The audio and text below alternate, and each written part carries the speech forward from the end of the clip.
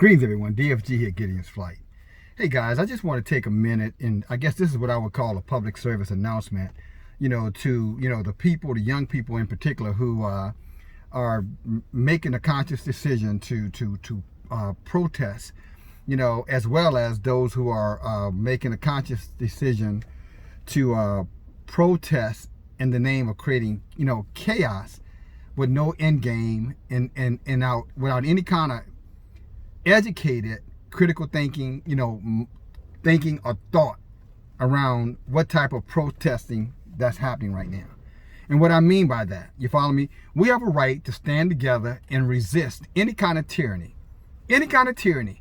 If anyone comes to try to harm us as a people, then we should stand up like any other people on the planet would stand up and resist it.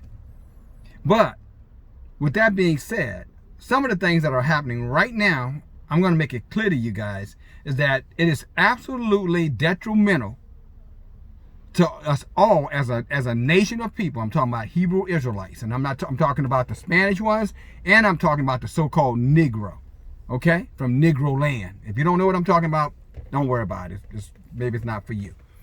But you call yourself black or African American, whatever you might be calling yourself. I'm talking to you guys.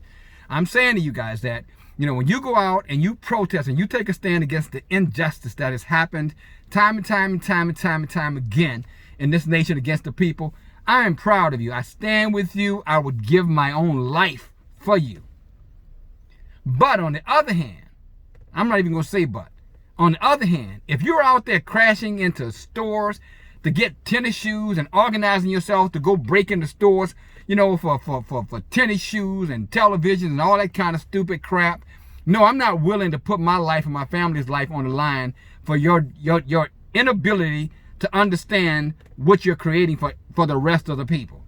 Because that has nothing to do with protest. That's called selfishness.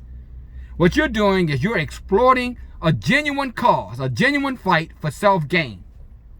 And far too many of us walk around with that type of self-centered, all about me, I'm doing me mentality. And that is what crushes every single movement that we've ever had. And the one that comes to my mind, I'm talking about real movements. I'm talking about where the people rose together to fight against injustice and took a stand and said, until you treat us right, then you cannot expect us to be supportive or cooperative or spend our money with you. I think about the sanitation march with Dr. King, 1968. They were marching for the sanitation workers because the sanitation workers were being treated unfairly. Their benefits were piss poor at best.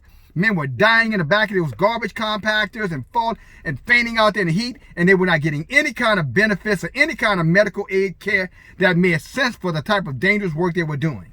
And Dr. King sacrificed his time, his family, ultimately his life. Because you remember that speech, I've been to the mountaintop, and I've looked over there and I've seen the promised land. I may not get there with you. Remember that speech? Well, that speech was the day of the sanitation march in Memphis. So he gave up his life. He died. But you know what was the sadness of that march? Rabble rousers, idiots.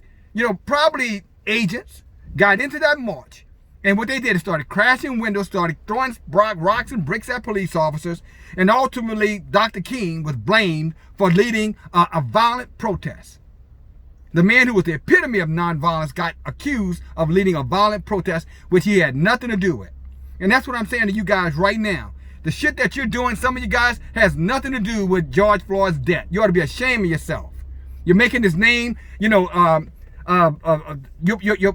on his grave, for lack of a better word. When you go out there and you start getting caught up in sneakers and shirts and pants and other items, material shit, and you go out there and you start smashing and grabbing for that, what you're really saying, we don't give a damn about him dying in terms of his debt. We're just going to exploit his debt for selfish gain, materialistic gains. And you ought to be ashamed of yourself. That's not dignified. It's definitely not justified. And it's unrighteous. It's selfish unrighteousness. Because you're putting all of our lives in harm's way when you do that dumb shit. You heard this idiot that we have as a president. What did he say? I'm going to bring the National Guard. I'm going to bring the military out there. If the mayors and the governors don't do it, I'm going to come up out there, and if you're looting, we shoot. We're going to smash and grab, and we're going to hit you with the kind of weaponry that you've never expected. Well, here, young people, what's going to happen when they start breaking in your door? Some of you idiots who are putting yourselves on camera, everybody sees you, they're coming back for your dumb ass or asses. What are you going to do when they start kicking in your doors and snatching you about a month from now, 2 months from now, when the dust settles? What are you going to do then? You're going to be crying out, and you're going to ask us, the just protesters, those who have a righteous indignation, you're going to be looking for us to come to your rescue. And you know what we should do? We should sit it out. Just like we're sitting out this crap that you're doing right now. We should sit it out when you make that call for us to come and bail you out. Or come to petition, or upon your behalf to get you out of the jam that you're putting your dumb asses in right now, because you're not using your mind. The Most High said that 2/3 of us were gonna die. 2/3 of us before this end of this planet is done with. 2/3 of the people. If there's 60 million black and Hispanics, he's talking about somewhere in the neighborhood of 40 million of us are gonna die. And I never understood that as much as I understand it today. And I'm looking at it, if that's the best that you got, if you can't think any better than that, than to take and slander a man's names. I'm talking about not just George Floyd, but I'm talking about Breonna Taylor. I'm talking about Ahmaud Arbery. I'm talking about all of these men and women whose lives have been snatched away from vicious racists. And now you're making the racists look like the righteous ones by your wicked behavior. If somebody shoots at you, you shoot back. Somebody puts their hands on you, you do your best to send them to the cemetery. I get that. I'm all about that. But going out there ransacking and setting buildings ablaze and crashing things and stealing and grabbing tennis shoes? Are you serious? So you're going to put all of our lives in jeopardy behind your damn tennis shoes. So when the National Guards gets out here and these military forces get out here, they're not going to discern whether or not, you were one or if it was you or me. They're going to look at this. They're going to look at this complexion. And that's all that's going to matter to them. That's all that's going to matter to them. And you're putting your own family, your parents, your siblings, your children in harm's way. And for all of you Hebrew Israelites out here, if you don't speak up right now, then you're just as guilty as these little vicious idiots who are out here creating this mayhem in the damn streets. Because protesting is not about mayhem, it's about resistance, dumbasses. Resistance.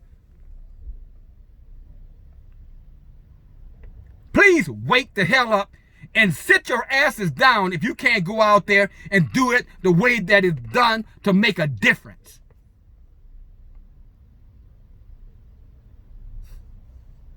Idiots.